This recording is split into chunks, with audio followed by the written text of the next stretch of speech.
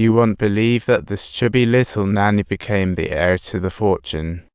The nanny disappeared faster than a magician's rabbit, leaving behind a trail of absurd rumors, and Poirot gathered quite a few, but these fragmented stories, like a jigsaw puzzle missing pieces, just wouldn't fit together. She needed more details, like ketchup on a burger. So Poirot headed to the town's church, learning that the teacher had a secret relationship with a musician, which might provide a new tune. But after the mass, her eyes were caught by a luxury item on a boy's wrist, exclaiming that this thing was totally extravagant. However, he insisted he bought it himself, and Poirot grew skeptical about the sister's death, feeling like everyone in town was a lying artist. To the family, the girl was just a little storyteller, and rather than waste time here, they could just stroll around town.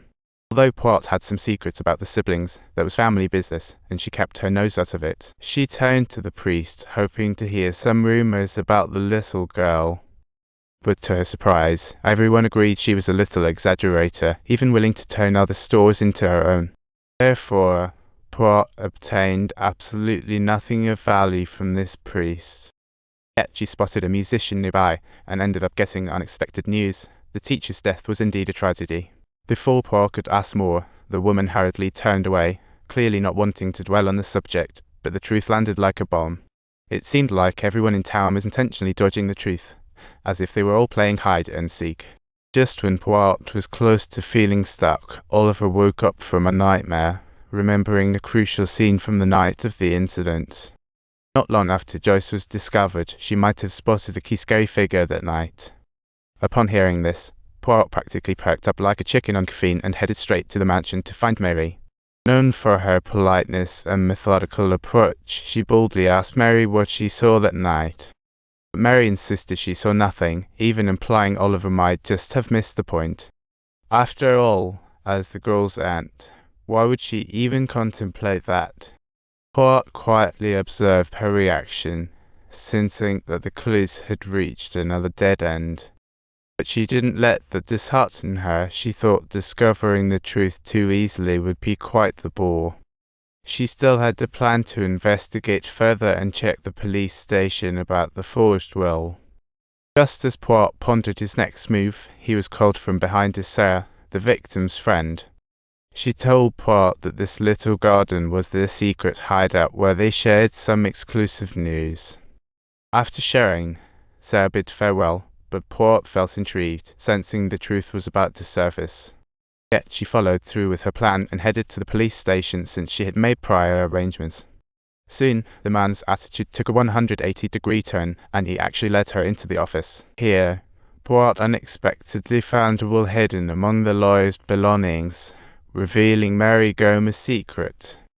The will's contents were almost the same. If timely submitted, the nanny might have owned the mansion.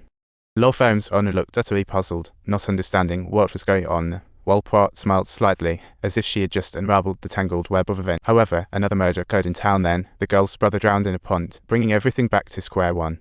The connection between these two deaths raised new questions, and the missing person was the church musician. She divulged a deeply buried secret to Poirot. The teacher didn't die accidentally, it was an emotional tragedy.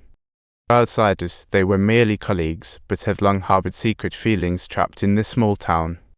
Unable to endure the anguish of this secret love, the teacher chose to end her life, leaving behind a goodbye letter.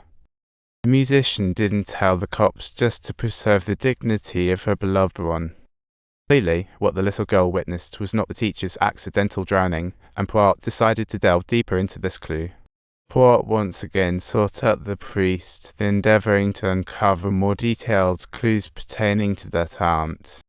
It was said that during a period a few nights before her death, the aunt had appeared very anxious and had come to the church in search of help. She told the priest that a shocking scandal had erupted in her family, as if she wanted to clear her family's name. However, not long after the incident, she unexpectedly passed away, and the nanny vanished like a magician's act. With this new information and questions, Poirot returned to her residence, only to find Mary waiting there. At this moment, Mary looked pale and clearly filled with remorse, as if her feelings were a mixed bag. She admitted that she saw someone leave the girl's room that night. It was indeed the drowned brother. Mary even confessed that she deliberately broke the vase just to grab Oliver's attention. At first, she thought the boy had killed his sister, but couldn't bear to send a child to jail. So she chose to keep the truth hidden. However, now with the brother drowned too, Mary realized the true culprit.